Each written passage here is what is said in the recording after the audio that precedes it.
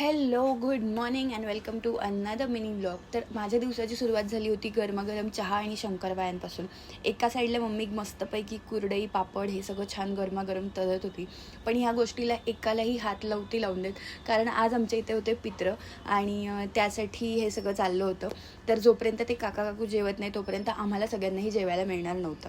तर नंतर ते जेवून गेले आणि आम्ही तिघे बसलो होतो जेवायला.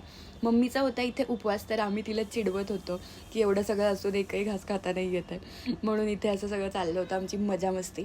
तर जेवायला काय काय होतं मी सांगते. खूप काही मोठाच्या मोठा मेन्यू होता. चपाती, कढी, तांदळाची खीर, एक डाळवडा, परत कुरडई, पापड, कारल्याची पण भाजी होती, मेथी वगैरे हे सगळं.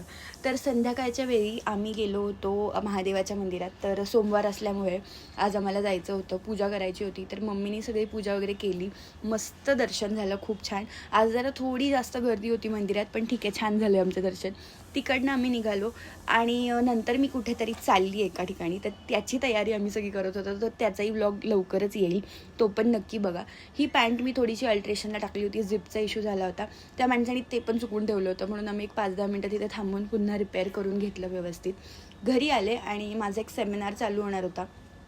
तर ते चालू व्हायच्या आत मी मस्तपैकी दुपारची खीर गरम गरम केली आणि ते सेमिनार अटेंड करता करता मस्त खीर पिली. मला तांदळाची खीर खूप आवडते.